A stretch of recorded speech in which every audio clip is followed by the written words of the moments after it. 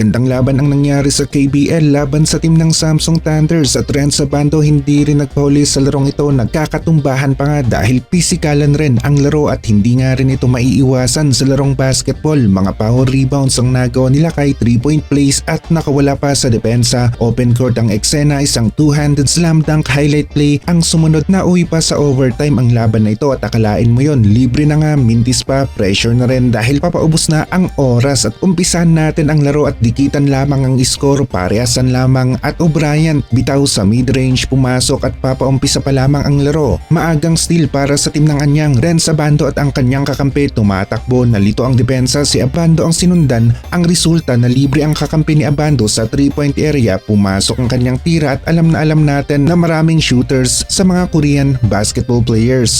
Kagaya na lamang dito, bumawi kaagad ang kanilang kalaban sa tres naman. Mabibilib ka rin sa play na ito, nandun sa dihadong pwesto ang kalabang player ni Abando pero nagawa nilang maipasok ang kanilang tira, dikit na dikit ang depensa, off balance na pero pumasok pa rin. Halos labanan sa 3-point area ang nangyari, konting screen, may opening, bitaw ng tres, easy basketball, ika nga nila, tira ang libre. Bilis ng galawan ng kalaban, lateral movement, kinapos ang defender ng Anyang kaya hindi naharangan ang opensa ng Samsung, nakalusot para sa isang layup. Palitan sa agawan ng bola sina Abando hanggang si Abando ang nagkaroon ng kontrol sa bola, hindi na lumingon pa, lumipad na para sa isang two-handed slam dunk. Maganda ang pagtutulungan ng Anyang players. Sa depensa nag-commit talaga sila sa pag-steal kaya naman ang resulta isang 2-point play na pang-highlight. Talagang parehasan lamang ang dalawang teams, import laban sa import, O'Brien laban kay Andrew Nicholson at naka-step back pa itong si O'Brien, naka-create ng spasyo na libre ng bahagya kaya nakapuntos. Inside play, meron rin ang Anyang, maganda ang pwesto sa ilalim, pasa ang bola para sa easy basket. Balik sa tagisan sa 3-point area, Nicholson na naman sa 3-point range, pasok, iniwan ba naman kasi na open. Unang puntos sa second quarter, tres kaagad para sa kalaban ng Anyang at nasundan pa ulit ng isa na namang 3-point play. Nag-iinit ang opensa ng kalaban ng Anyang sa 3-point area, bawi naman ang team ni Abando, fake sa tres, defender kumagat, nilapit ng konti, open na open, puntos ng Anyang, nasundan pa kaagad ng isa na namang pa-fade away na tira. Anyang nakakahabol na naman sa score kontra sa kanilang kalaban pero yun nga lang, parehong maganda ang opensa ng magkabilang team sa oras na ito ng laro, palitan lamang sila sa pagpuntos, gantihan. Galawang import naman tayo ng magkabilang team, inside play, napuntusan sa ilalim ang import ng Anyang tapos end one pa nga, nagkakainitan na talaga sa laro kaya noong nasa Anyang naman ang opensa, pinasa nila sa kanilang import para makabawi, post up, maganda ang pwesto, mas malapit sa basket kaya nakabawi kaagad sa puntos ang import ng Anyang. Nasa likuran ang kanyang defender, bawi sa end one play, pick and roll sa taas, gumana para sa team ng Anyang, naiwan na ng bahagya ang defender, hindi na nakasabay pa, easy layup para sa team ng Anyang.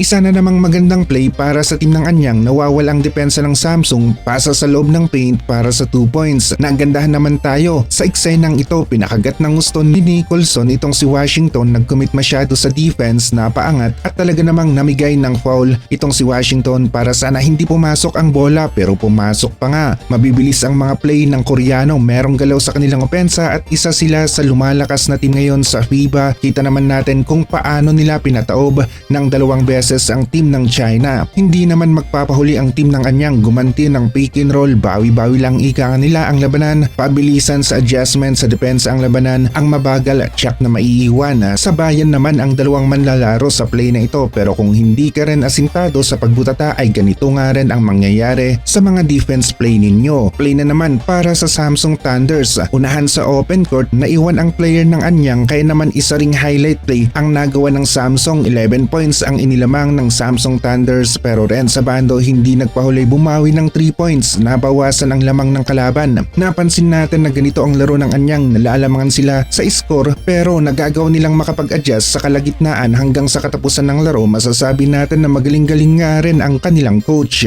Assist ni Abando sa kanilang import, nakaharap ba naman sa kanya ang mga defenders kaya naman O'Brien na libre rin ng konti, taas kamay na lamang ang ginawa ng kanilang kalaban. O'Brien mumomba ng isang power dribble bago pumuntos. Sunod-sunod nga rin ang binitawan ng import ng Anyang, mismatch sa size, post-up move bago pa fade away na tira, isang swabing opensa para sa team ng Anyang. Import na ang gumagalaw sa opensa para sa magkabilang team, mid-range, pumasok. Balik ulit sa 10 ang lamang ng Samsung, napa-timeout si coach, nasa second half na tayo, kailangan nilang makahabol sa score at balik sa laro pero Renz Abando kaagad ang ginamit, maganda ang buwelo tapos inangatan ang malaking mama para sa isang floater. Si Renz Abando ang nagmukhang 7-footer sa ere taas ng inangat ni Lakay. Sunod-sunod ang magandang opensa ng Anyang. Tres naman ngayon, nakakahabol na sila pa konti-konti sa score at Anyang nakakadikit na nga kaya naman binangga na lamang itong si Renz Abando noong nakakuha sila ng steal. Foul ang ibinigay, challenge sa free throw line para sa team ng Anyang at Renz Abando nagawa naman niyang maipasok ang kanyang mga free throws. Flop ang nangyari kaya naman si Nicholson napapaangal rin sa referee. Nireview nila ang play at pumanig sa Samsung ang desisyon. Flop ang tinawag laban sa team ng Anyang na imbis sana ay isang offensive foul kontra sa team ng Samsung. Bola ng kalaban, mintis ang kanilang tira. Renz Abando ang umangat para sa isang power rebound at sunod-sunod na naman ang pagkuha nila kay ng mga rebounds at unti-unti namang nakahabol ang Anyang sa score. Tabla na ang score natin sa fourth quarter, ilang segundo na lamang, halos 2 seconds at last play tayo sa fourth quarter. Kitang-kita naman natin na libre ang player ng Anyang pero nagmintis pa rin ito. Pero buti na nga lang at sa overtime, Anyang pa rin ang lumabas na panalo sa score 90-82.